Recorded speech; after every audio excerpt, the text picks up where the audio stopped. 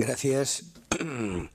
Por el Grupo Parlamentario Vox tiene la palabra el señor Martínez Nieto. Muchas gracias, señor presidente. Bienvenido, don José Sandoval, a esta comisión que, como sabe usted, tiene la misión, el encargo de alumbrar, ilustrar o guiar cualquier posibilidad de una reforma de la ley del Mar Menor. La ley del Mar Menor necesita ser reformada, no es un bloque de cemento inamovible, necesita ser reformada.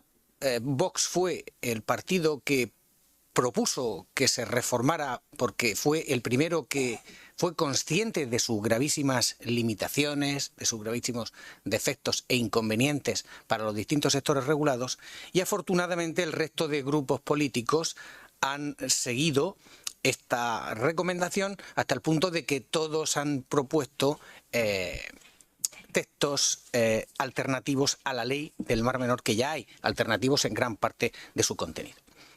Entonces, comparece usted como director general del Agua y nos ha hecho un relato de altísimo valor técnico, de contenido, digamos, de alta relevancia profesional. Pero es usted director general del Agua, esencialmente del agua residual, de las aguas residuales, porque el resto de las aguas que se manejan desde la dirección general, pues son participaciones en digamos, cometidos más bien del Estado, y como usted mismo ha dicho, es que ni siquiera puedo actuar en el acuífero.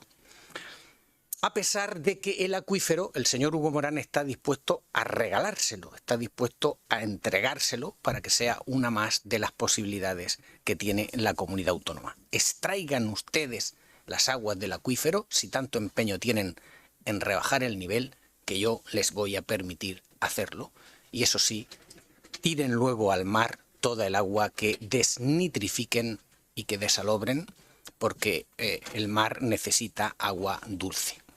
Ese es el mensaje y esa es la oferta que le ha hecho el Grupo Socialista, el Partido Socialista, por boca de Hugo Morán.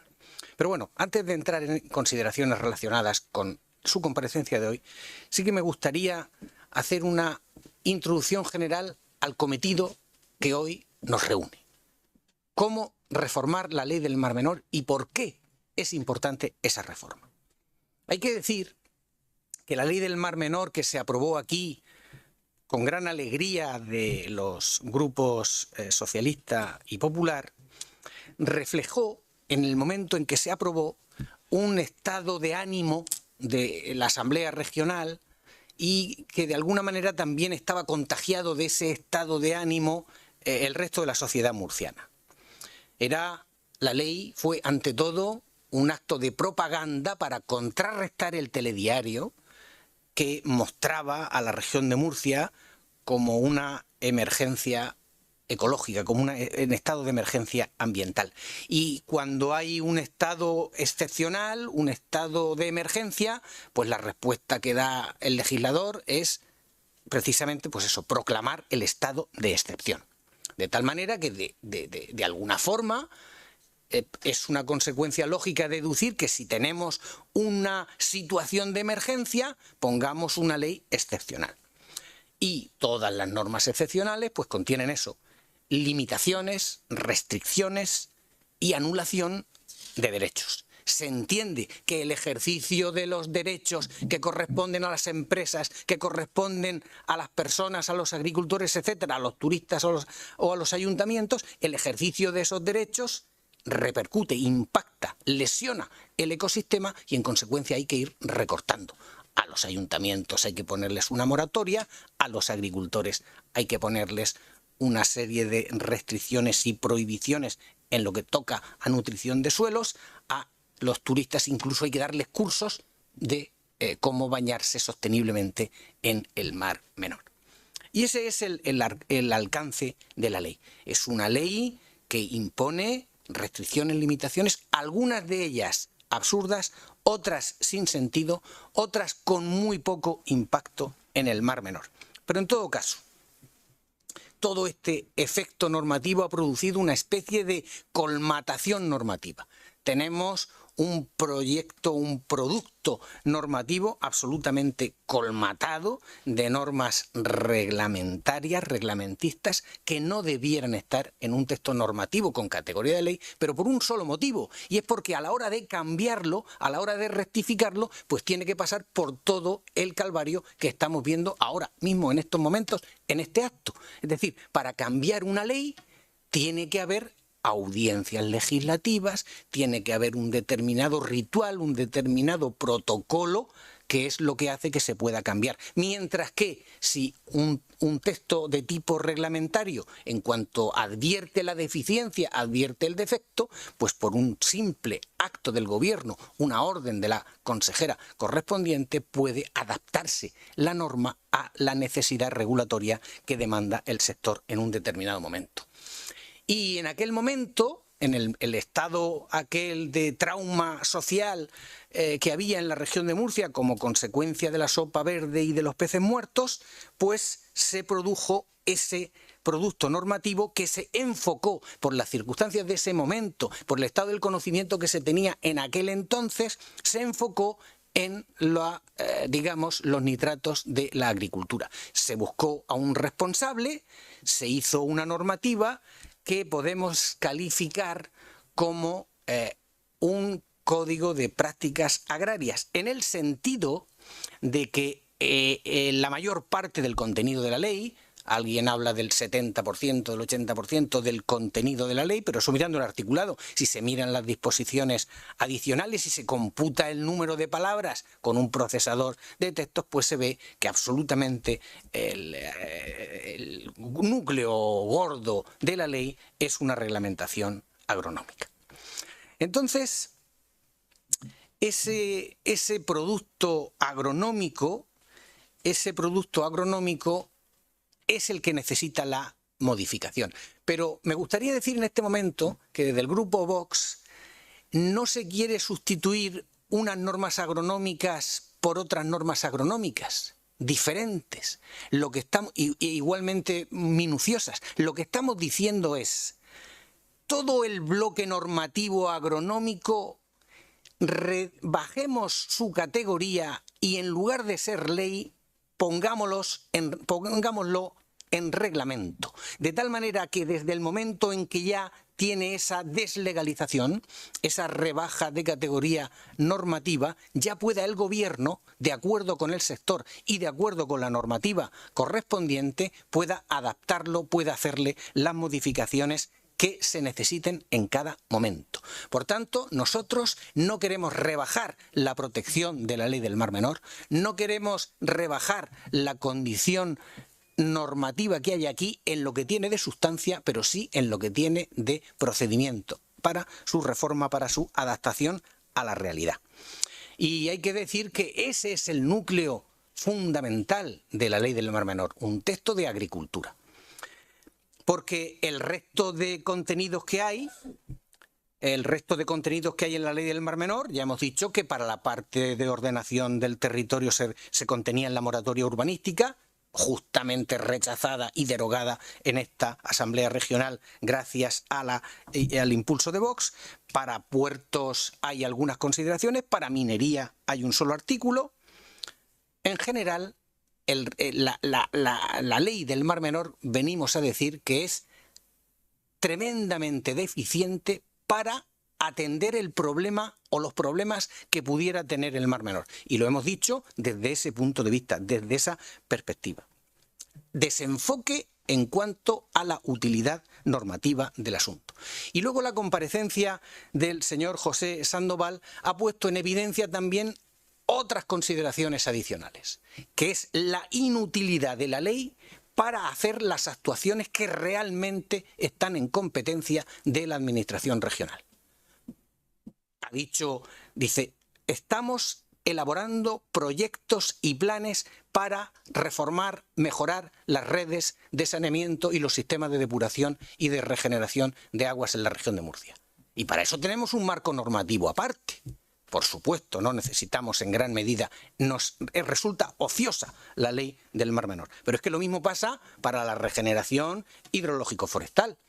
Basta una colaboración con la Administración del Estado para revegetar, para hacer las plantaciones correspondientes en las zonas de dominio público hidráulico. El marco legal que ofrece la ley del Mar Menor pues no deja de ser una invitación para actuar en determinado sentido. Por supuesto que hay una presión regulatoria de la Unión Europea que cada vez exige mayores estándares de digamos, de desempeño en el mundo de las aguas residuales y en el mundo de la reutilización. ¿Y qué se tiene en la región de Murcia? Pues en la región de Murcia tenemos una ley para regular ese sector que también lo ha reconocido el director, tiene casi un cuarto de siglo de antigüedad. Naturalmente, ahora mismo, los proyectos regulatorios que hay, lo que se pide a las estaciones de tratamiento y depuración de aguas residuales, posiblemente no esté del todo bien regulado, bien contenido, y sea necesario también avanzar en una reforma legislativa en ese aspecto. Pero eso efectivamente tampoco toca a la actual regulación de la ley del Mar Menor. Tiene su dinámica aparte. La ley del Mar Menor ha pretendido ser una especie de compendio, un código general del comportamiento de toda la región de Murcia enfocado al campo de Cartagena. Y eso tiene gravísimas limitaciones. No tiene sentido. La regulación de los nitratos no puede estar en la ley del Mar Menor porque viene aparte. Y si la ley del Mar Menor introduce normas adicionales es para introducir complicaciones y restricciones que seguramente son sobrantes y perjudican al sector agrario. Y así esa misma doctrina se puede predicar del resto. Por tanto, ese gravísimo error que cometió la comunidad autónoma con esta ley de propaganda ha llegado el momento de corregirlo, de rectificarlo. Y está bien que lo hagamos así. Y está bien y sería bueno que llegáramos a un entendimiento, que llegáramos a un acuerdo más o menos soportable por parte de todos los grupos políticos en este punto.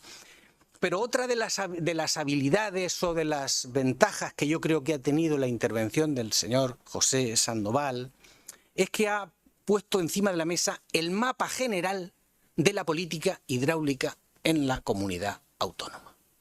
Nos ha hablado del acuífero, nos ha hablado del sistema de saneamiento que está empeñado en mejorarlo, porque todo sistema de saneamiento tiene sus defectos, tiene sus deficiencias. El de Murcia, por supuesto, tiene muchos, sobre todo en la parte municipal, continuamente reparando grietas y baches en la ruta de ese producto, que es el saneamiento urbano, y tiene una cierta mejoría, una cierta excelencia cuando se llega al sistema final de reutilización y regeneración de aguas residuales, que también necesita su potenciación y su actualización permanente. Pensar que es perfecto significaría estar desconectado de la realidad, tener una cierta aversión a la realidad, porque nada es perfecto, y menos en el mundo de las alcantarillas. Entonces, la ley del Mar Menor tiene una serie de obligaciones directas que se obliga a los ayuntamientos y que se obliga a los operadores del ciclo urbano del agua.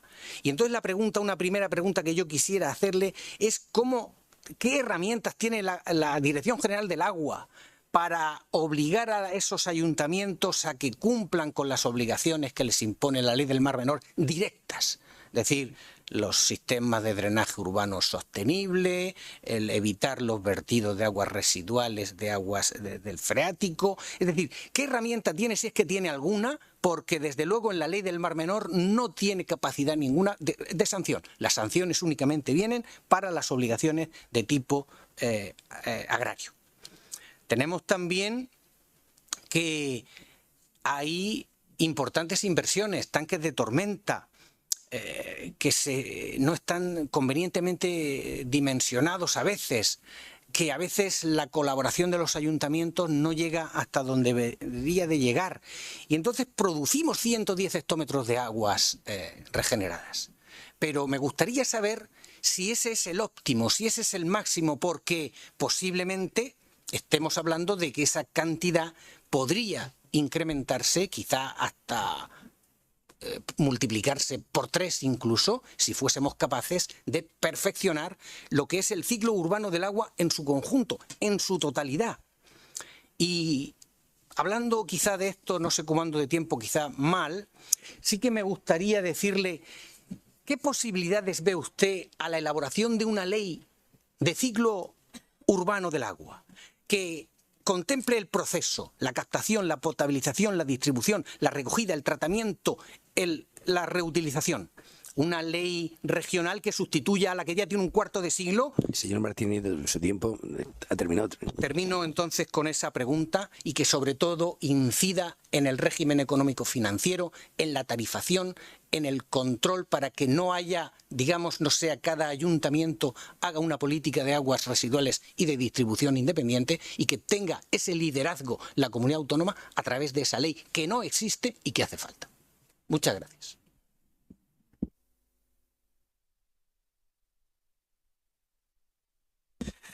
Gracias. Por el turno, por el Grupo Parlamentario Popular, tiene la palabra el señor Cano. Muchas gracias.